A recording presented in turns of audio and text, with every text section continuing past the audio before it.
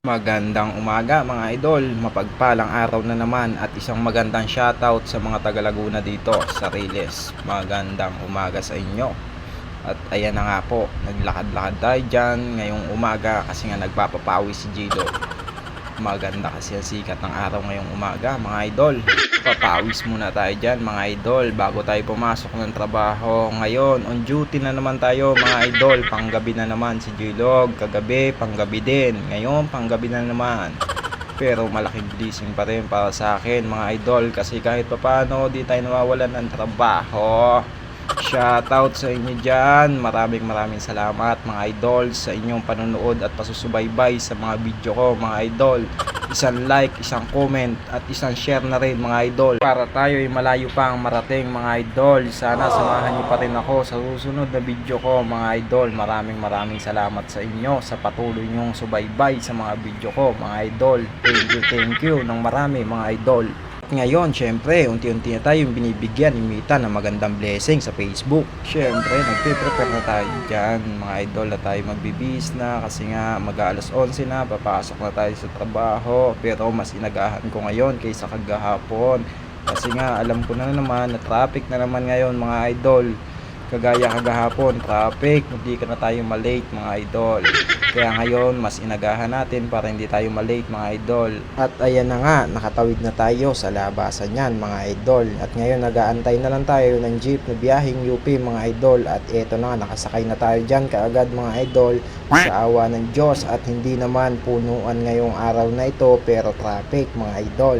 Pero kahit pa paano, umiisod naman ang jeep. Sana pagdating sa dulo, hindi traffic. Syempre, malilate na naman tayo niyan. Ngayon nga ay 10:30 na.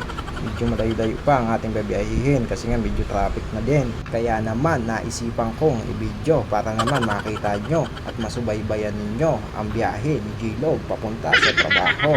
Kaya ito naman, isang big shoutout para kay nanay. Dalawa lang kaming sakay ng jeep dyan.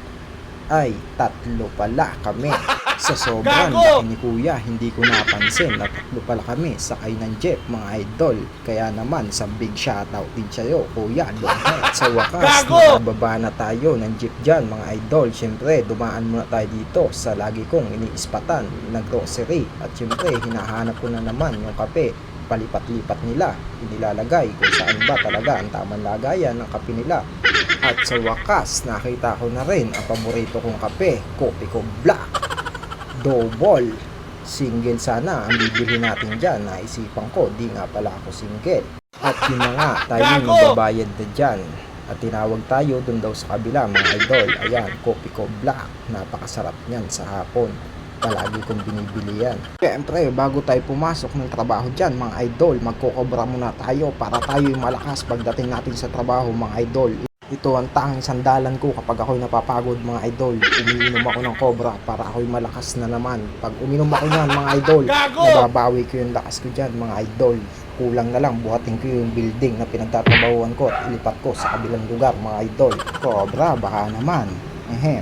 Eto na nga at naglalakad na tayo papasok sa ating trabaho at nakasabay ko si ate. Isang big shoutout sa iyo ate, nasa likod ko. Siguro hanggang dito na lang ang video natin mga idol. Maraming salamat sa inyo.